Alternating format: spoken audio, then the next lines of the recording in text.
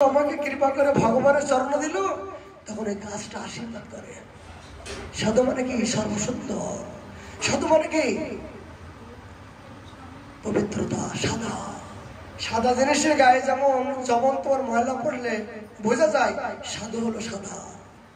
তার ভিতরে কোনো রকম চাওয়া পাওয়া থাকবে না, রাগদেশ থাকবে না।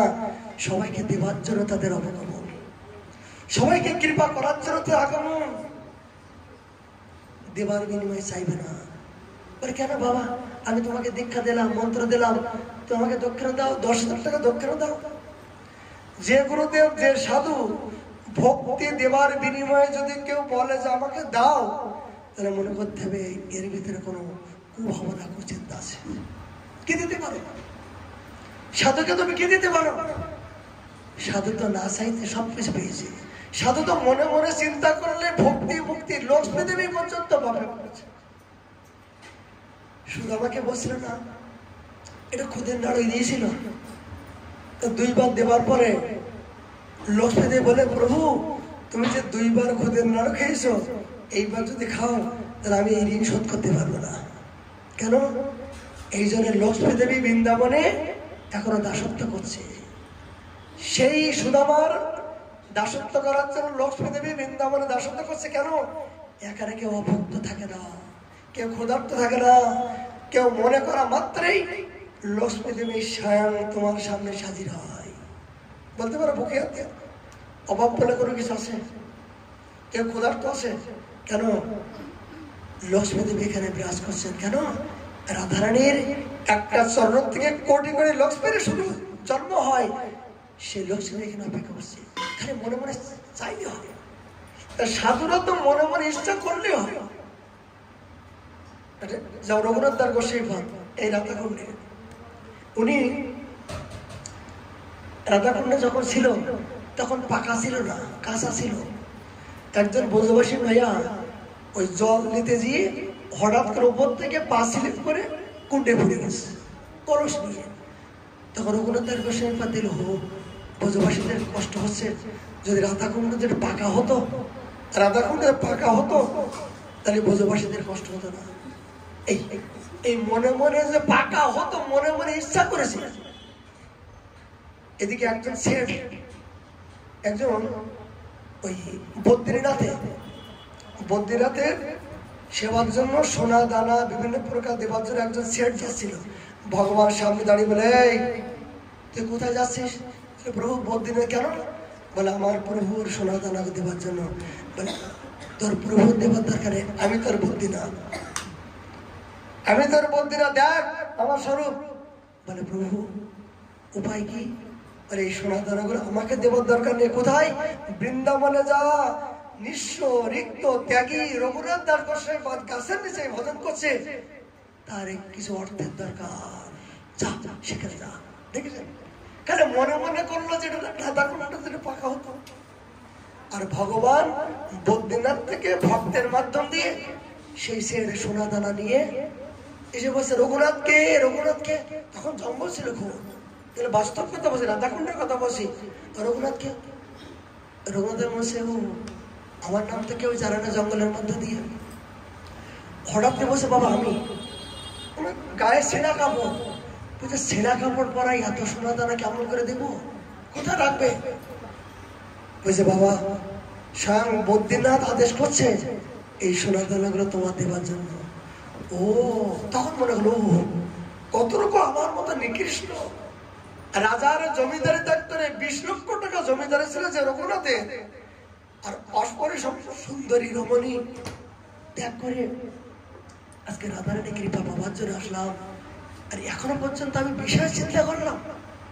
দিক দিক মনে মনে করলেন, বাবা তুমি যখন সোনা দানা নিয়ে এসছো, তাহলে আমি হাত দেব না, তুমি কৃপা করে এই কুণ্ডটা সংস্কার করে দিও। সে নিজে হাতে করে অর্থগুলো নিয়ে এই কুণ্ড সংস্কার করবে। বলে উদ্দেশ্য কি? সাধু যখন ভজন করবে, মনে মনে যা চিন্তা করবে হাজির হবে। সত্য কথা বল, এই যে মন্দিরটা চলছে, আমি তো কামাই করি না, কই সকাল থেকে সন্ধ্যা পর্যন্ত প্রসাদ পাচ্ছে, কাগজে বলছি 100 টাকা দাও, কিন্তু সকাল থেকে সন্ধ্যা পর্যন্ত প্রসাদ চলছে, কাউকে চাচ্ছে না, কিন্তু কোথা থেকে চলছে, কিভাবে চলছে বলতে পারো? এই যে রাধাকুণ্ডে হাজারদের বৃন্দাবন হাজারদের মধ্যে কামাই করে, জন কাটে। তোমরা সকাল থেকে সন্ধ্যা পর্যন্ত দুটো রুটির জন্য একটা ছেলে একটা মেয়েকে খাবারের জন্য কত পরিশ্রম করছো? মাথার ঘাম পায়, পার ঘাম মাথায়, এত কষ্ট করে যাওয়ার পরও রাত্রি বসে একটু খেতে দাও না। বলছে খেতে দেওয়ার সময় নাই, টিভির পর্দায় সিরিয়াল শুরু হয়েছে, পারলে তুমি খেয়ে দাও। যাদের জন্য সারাদিন এত কষ্ট পরিশ্রম করে মাথার ঘাম পায়ে ফেললে, আর সারাদিন পরে দেখো আমার ক্ষুধা লাগছে, এক গ্লাস জল দাও না, এটা বেড়ে খাও না। এই লোকটা আমার, আমি আসলাম বলে বেঁচে গেলে, তা নাহলে আমি ছাড়া তোমার ঘর কেউ করতো না। যে ব্যক্তি সারাদিন এত কষ্ট করে আসলো, এক গ্লাস জল চাইলো, তার বিনিময়ে উত্তর এইটাই হবে। এটা আমার কথা বলছি, বলে এত কষ্ট করলাম এদের জন্য। বলে টিভির পর্দা সিরিয়ালের প্রতি আসক্ত হলো না, আসক্ত কিন্তু এক গ্লাস জলের কথা। এই তো সংসার জগৎ। যারা তোমাদের জন্য এত কিছু করছে, তার বিনিময়ে তোমার জন্য কেউ কিছু করছে না। তুমি যে টাকাকে ভালোবাসো, টাকা কি তোমাকে ভালোবাসে বলো তো? জিজ্ঞাসা করে টাকা, তুই সকাল থেকে সন্ধ্যা পর্যন্ত 1 লাখ টাকা আমি পকেটে ঢোকালাম, কিন্তু যদি ডায়াবেটিস আর সুগার যদি হয়ে যায়, অনেক কিছু সামনে দেওয়া থাকলো, বলে বাবা খেতে ইচ্ছা হয় কিন্তু লোভ হয়, কিন্তু খেতে পারছি না, সুগার সুগার ডায়াবেটিস ডায়াবেটিস। বলে এত টাকা যা ইনকাম করলে কোথায় গেল? এবার টাকার কাছে জিজ্ঞাসা করো তো, এই তোকে যে এত কষ্ট করে আয় করলাম, তুই আমাকে ভালোবাসিস? বলে আমি ভালোবাসি, আজকে তোর কাছে আসি, কালকে আরেকজনের কাছে যাবো। আজকে তোর কাছে আসি, যে আমাকে ভালোবাসে আমি তার কাছে যাবো। বলে টাকা মানে বেশ্যা, মানে কেন? যে টাকাকে ভালোবাসে টাকা সেখানে যায়, আবার ওকে যে ভালোবাসে 1 টাকা থাকে। জগতে কেউ কারো ভালোবাসে না। আচ্ছা বলো তো, তুমি যে স্ত্রীকে ভালোবাসে, স্ত্রী তোমাকে ভালোবাসে, মানে কেন বাসবে না? মানে যতক্ষণ দিতে পারবা ততক্ষণ তোমাকে ভালোবাসা পাবা। দিতে পারবো না, এই তুমি আজকে কামাই করনি, কোন দিকে মন ছিল, কার দিকে চোখ ছিল? আমার কথা ভুলে গিয়েছিলে, এই লিস্টগুলো করে দিয়েছিলাম, ভুলে গিয়েছিলে কোন দিকে ছিল? কামাই করতে পারেনি, যাও যাও চলো চলো যাও যাও, তোমার সমস্ত নাই। এই তো ভালোবাসা। সব থেকে একজন বেশ্যা, একজন সেই বেশ্যার কাছে যেয়ে তার সমস্ত অর্থ সম্পত্তি সবকিছু দিল। দেওয়ার পরে সে নিঃস্ব হয়ে গেছে। নিঃস্ব হওয়ার পরে আমি তো সবকিছু ওকে দিলাম, কিন্তু আমার তো কিছু নাই। আজকের দিনটা বলবো যে আমার তো কিছু নাই, আজকের দিনে একটা ভালোবাসা দেওয়া। তো বেশ্যার কাছে বললো, রে দেখো তুমি তো আমাকে সব নিলে, সব তো দিলাম, আজকের দিনটা আমি ফ্রি ভালোবাসা চাই। বলে কি বললে? ফ্রি ভালোবাসা? দূর হয়ে যাও, দূর হয়ে যাও। যতক্ষণ তোমার এইটা ছিল ততক্ষণ আমি তোমার ছিলাম, নাই দরজা বন্ধ করো। বলে এই জগতের ভালোবাসা এটাই, যতক্ষণ দিতে পারবে ততক্ষণ ভালোবাসা পাবে, দিতে পারবে না ওই দরজা বন্ধ হয়ে গেল। কিন্তু ভগবান বলেন, আমি তোর কাছে ভালোবাসা চাই, তোর কাছে কোনো চাওয়া পাওয়া চাই না। কি চাই? শুধু একবার যদি আমার নাম করিস, একবার যদি মনমনা মদভক্ত মজ্জাজি মন নমস করো, তোর মনটা শুধু আমাকে দে, আমার ভক্ত হ। মনমনা তোর মন আমাকে দে, মদভক্ত আমার ভক্ত হ, মান নমস করো। এই 3টা জিনিস যদি করতে পারিস, তোর অনন্ত জন্মের সমস্ত সবকিছু পাপ আমি নিলাম। জগতে কোনো বন্ধু যদি তোর পাশে না থাকে, আমি তোর পরম বন্ধু হয়ে তোর সমস্ত কাজ করবো। এইটাই, এই জন্য এখনো সময় আছে, তোমরা বৃন্দাবনে এসছো, একটু হরিনাম করো, ভজন করো। পালাইবার পথ নাই, জম পিছে দাঁড়িয়ে আছে, সময় পেলে তোমাকে গলা ধরবে, সময় পেলে হয়, আর সময় নাই। কখন আছে সময়? মানে কেন? বুড়ো হলে দাঁত তোমাকে চলতে পারবে না, কথা বলতে পারবে না। তখন কি করিতে কি করিলাম, সবই হলো ভুল, একুল অকুল দুকুল খাবালে খাবালে আমার মাথা সব। এই জন্য আমরা তোমাদের কল্যাণ চাই। রাধাকুণ্ডে যখন এসছো তখন তোমাদের কৃপা আছে, সাধারণ কৃপা ছাড়া, সাধারণ কৃপা রাধাকুণ্ডে আসতে পারে না। এই জন্য সাধুরা তোমাদের মঙ্গল চায়। আর এইটা যখন নিতে পারো তোমরা দেখবা জীবন আনন্দ পাবা, মনের আনন্দ পাবা। আর না নিতে পারলে যাও যাও যাও, বাজারে হাট বাজার নদী নালা দেখে চলে গেলে যাও, লাভ হলো না। ঘোরাঘুরি হলো, পিকনিক করা হলো। কোথায় গেলে? বৃন্দাবনে। কি দেখলে? এত নদী, এত বুড়ো বুড়ি গুলো না খাইয়ে পেটের জন্য ভিক্ষা করছে। আর কত সাধু ছিঁড়া কাপড় পরে ওরা খেতে পায় না বলে এই জন্য রাধে রাধে বলছে। আর কি দেখবো? আর কি দেখবো? বলে এই বুড়ো বুড়িরা ছেলে মেয়ে লাথি মেরে গলা ধাক্কা মেরেছে, জায়গা পায়নি, তাই বৃন্দাবনে খাবার জন্য রাধে রাধে বলছে। আর অনেক সাধু দেখলাম ছেঁড়া কাপড় পরে ভিকার হয়ে ওরা খেতে পায় না, তাই ভোজবাসী ঘরে ভিক্ষা রাধে রাধে বলো, রাধে বলো। এই দেখলাম। এসা কি দেখবো না? এইগুলো দেখলে কিন্তু পাপ হবে। এই শক্তি এদেরকে চেনা যাবে না।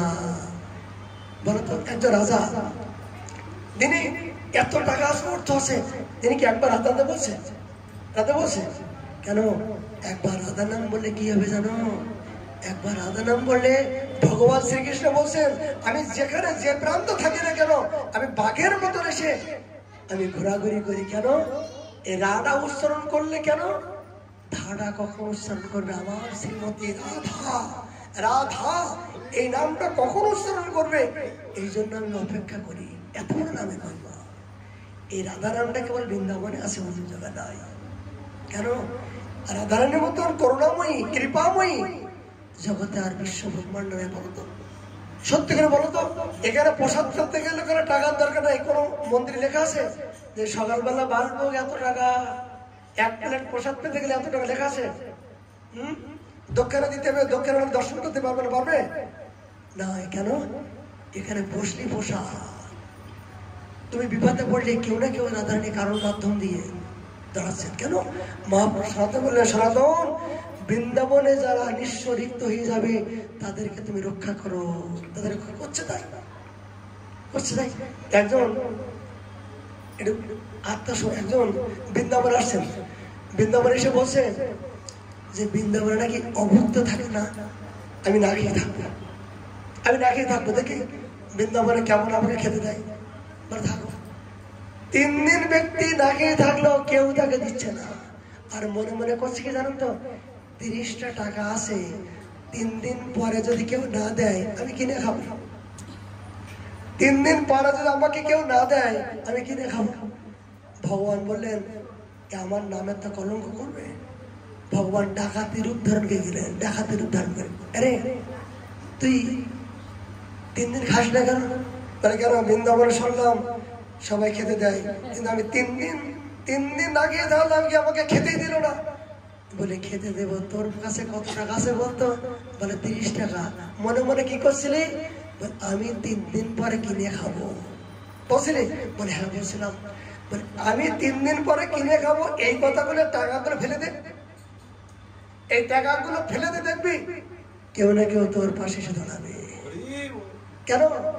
বৃন্দাবনে এসে আমি আমার এই কথাগুলো যখন মনে করবা তখন রাধারানী কৃপা পাবে না। যখন সর্বস্ব ত্যাগ করে আনবো যে তুমি ছাড়া কেউ নাই, তখন রাধারানী নিজেই যেয়ে তোমাকে দধি দুগ্ধ মাখন খাওয়াবে। এত বড় সম্পত্তি সিদ্ধ বাবাদের জীবনে দেখা যায়। সিদ্ধ বাবা নিম পাতা খেয়ে চোখ অন্ধ হয়ে গেছে। রাধারানী বললো, ললিতা ললিতা আমার নামের কলঙ্ক করবি? বাবা অনার আছে, নিম পাতা খেয়ে চোখ অন্ধ হয়ে গেছে, যা। বলে রাধে আমি গেলে আমাকে দেখতে পাবে। ললিতা নিজে বলেন, বাবা কাই কো তুম, কাই কো অন্ধ হরা है, कुछ খাও। রাধে আমি তো খাবার জন্য আসিনি, এই বৃন্দাবনের পেটের জন্য আসিনি, এটা যে ভজনের জন্য, ভজন হচ্ছে না। ले तेरे लिए दूध ले आया था, तो रोटी ले खा ले। बोला আমার आग बंद है। ললিতা সখী একটা যখন কাজল দিলেন, কাজল দেওয়ার পরে বাবা চোখ চেয়ে ফেলল, যাওয়ার পরে দেখলো দুধ রুটি সবজি। বাবা দেখার পরে তো লালিয়ার নাই, লালিয়ার নাই, কোথায় গেল কোথায় গেল? কে দেখলো? হঠাৎ করে যে ব্রজবাসীর ঘরে মাদুগিরি করতো একই রকম দেখতে, भैया तेरे घर पे लाली कहाँ गया? बोले बाबा तेरे पागल हो गया, लाली तो 3 साल हो गया, शादी हो गया, वो तो अपने घर में गया।